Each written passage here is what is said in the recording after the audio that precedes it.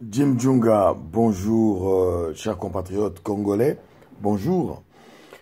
Je suis le vice-président de Unique France et nous sommes avec le docteur Georges Aloula.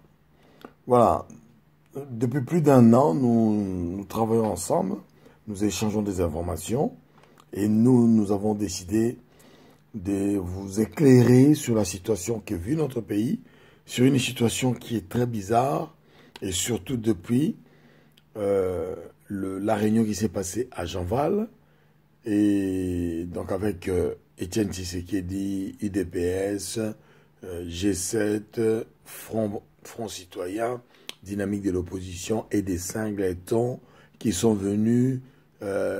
Question de faire croire que l'opposition congolaise était en train de se mobiliser pour aller vers des solutions de l'échange au Congo.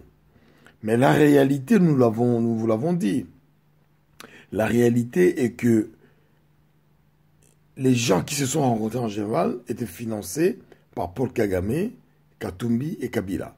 Simplement pour avaliser les glissements de Kabila. Hein, Kanambe alias Kabila. On vous a expliqué ça. En tout cas, je vous ai donné ces informations en long et en large. Toujours dans le but que vous ne soyez pas surpris de voir certaines choses. Et nous vous avons averti qu'il y aura un cinéma théâtral morbide qui se passera à Kinshasa et que on va garder notre calme et on va suivre ça de près. Et nous agirons le moment venu. Et qu'est-ce qui s'est passé le 31 décembre 2016? Ce groupe-là nous sort un accord sans queue ni tête que j'ai appelé à juste titre un accord d'assujettissement de la République démocratique du Congo au Rwanda de Kagame, à travers ses personnels occupants à Kinshasa, au Congo, et les supplétifs congolais, que vous connaissez tous. Et donc, ce groupe qui se fait appeler Rassemblement depuis,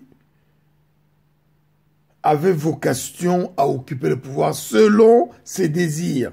Sauf que le garçon qui est président aujourd'hui au Congo a déjoué, ou s'est joué d'eux, en faisant cette politique qu'on fait avec les Congolais depuis l'origine, depuis les 5 septembre 60. C'est-à-dire on vient voir 2-3 traîtres, on leur propose quelque chose, ils acceptent, on dit, ah, voilà, il y a des Congolais qui ont accepté, on les met, voilà, ils seront le président, le vice-président, les machins.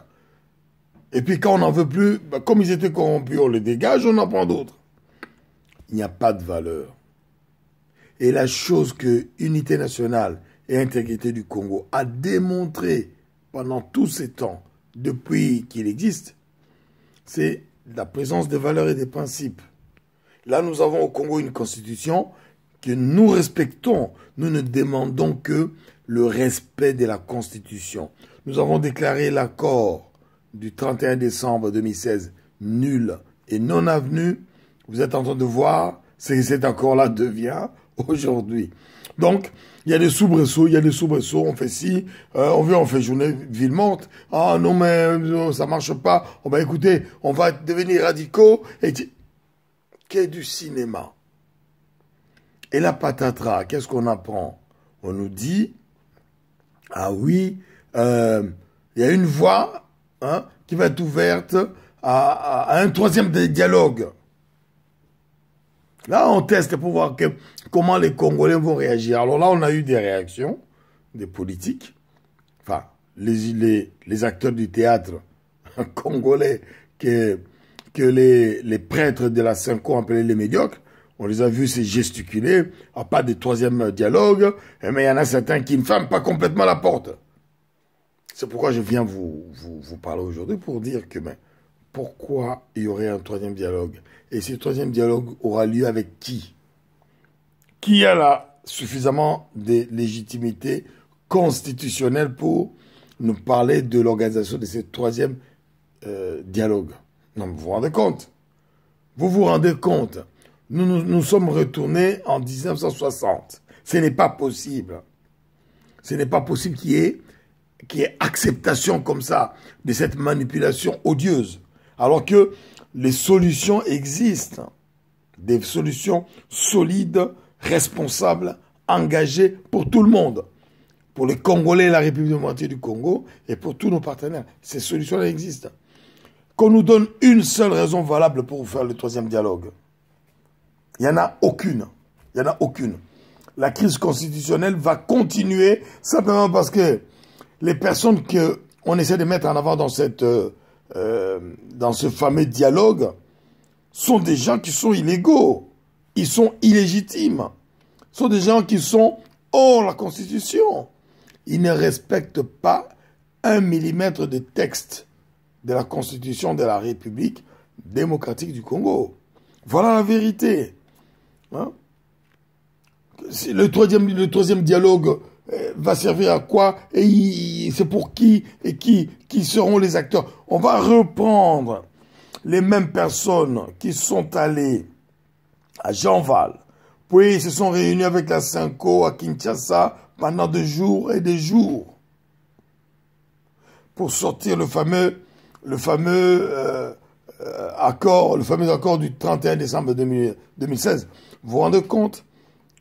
Une petite quantité de gens comme ça va se rencontrer pour sortir un accord et on nous dit que cet accord remplace la constitution de la République démocratique du Congo. Alors que cette constitution, elle existe, elle est là. Elle n'est pas la meilleure. On l'a acceptée, nous, par la force. Hein, on a fait une abnégation totale de l'altruisme exacerbé pour dire, OK, on accepte cette constitution, les mecs pourront tricher même 2 fois, mais la 3e fois, non. Là, nous y sommes. C'est-à-dire, on les a amenés jusqu'au bout de leur logique, et là, ils ne savent plus quoi faire pour nous mentir. Nous disons non. Nous disons non calmement. On va voir juste les éléments de la Constitution. Les éléments de la Constitution ne permettent pas à toute cette bande de personnes de faire un accord qui dégage la Constitution. Non. L'accord du 31 décembre 2016 n'a aucune valeur face à la Constitution de la République démocratique du Congo. Les acteurs qui doivent être là doivent être des acteurs congolais. D'aucuns savent que Kabila n'est pas congolais, il n'a pas à être là. En plus, il a profité de 20 ans à la tête du Congo. Il peut partir. Tous les acteurs qui doivent se présenter dans une quelconque réunion entre Congolais doivent être des Congolais. C'est comme ça se fait aux États-Unis, comme ça se fait en Allemagne, comme ça se fait en Angleterre, comme ça se fait en France ou en Belgique, en Italie, au Congo-Brazzaville, en Angola, en Afrique du Sud, en Chine, au Japon, en Thaïlande, etc. Pourquoi est-ce que ça serait l'inverse? Pourquoi est-ce que... Ah non, je sais pourquoi. C'est le syndrome du 5 septembre 60. À partir du moment où on a écrasé par la magouille et la haine et l'assassinat l'État parlementaire élu de la République du Congo, naissante, ben, dès qu'on met un carcan constitutionnel, un carcan des règles, certains Congolais ont du mal à s'y faire et ils cherchent à trouver des expédients pour dire ah non mais bon là on peut peut-être ne pas prendre ça en compte. Comment des gens peuvent nous dire que Kamere peut faire des élections au Congo parce que de toute façon il est avec nous depuis longtemps. On ne devait pas Congolais parce qu'on vit au Congo depuis longtemps. Il faut faire la demande. On ne devait pas Congolais d'origine parce qu'on a fait la demande. Donc tout ce que j'essaie de dire là, c'est que ne nous trompons pas, peuple congolais. La réalité de cette demande d'un troisième dialogue est une forfaiture totale. Est une forfaiture totale. Il existe un leadership aujourd'hui au Congo qui est capable de porter les solutions nécessaires à notre pays par le docteur Georges Alula Makita. On vous l'a présenté. Mais si vous voulez bien le connaître, allez sur U majuscule I majuscule N majuscule I majuscule C majuscule .net N-E-T unique.net. Vous allez voir qui est ce monsieur-là. Vous allez voir quelle est l'équipe qui est autour de lui. Des gens compétents, engagés pour le Congo, mais de manière altruiste. Nous voulons apporter de la positivité, du développement au Congo avec tous nos partenaires positifs qui nous accompagneront. Donc il y a pour cela, il y a un programme de gouvernement, il y a un projet de société. Mais qui sont faits, c'est-à-dire le projet de société peut être mis en musique par le programme de gouvernement comme il est fait. Et nous avons des partenaires au Congo, nous avons des partenaires à l'extérieur qui sont prêts à nous accompagner dans cette affaire-là. Alors, quand nous avons ce type de leadership, pourquoi est-ce que nous allons essayer de faire des expédients? Il y a des solutions, il n'y a pas de vide qu'il y aura au Congo. Kabila doit partir avec tous les gens qui veulent magouiller avec lui. Voilà, il n'y a pas de... Pendant le troisième dialogue, nous disons fermement non. Il n'y a aucune opportunité. Qu'on nous donne une seule raison légale, il n'y a pas. Donc, c'est encore une idée malvenue, une idée nauséabonde qui va encore amener du sang au Congo. Mais nous ne participerons pas à ce genre de magouilles qui ne servent que certains intérêts que nous ne voulons même pas écouter. Nous pensons que la personne qu'il faut regarder, c'est le bien-être des Congolais aujourd'hui. Il est dans une situation inextricable. Hein, inextricable. C'est pourquoi je dis au peuple congolais, l'article 64 de la Constitution reste notre âme suprême. Il faut l'utiliser pour défendre l'intégrité du Congo, le pouvoir au Congo, par tous les moyens, contre les usurpateurs qui essaient de l'utiliser de manière parcimonieuse, même pas parcimonieuse, mais de manière illicite.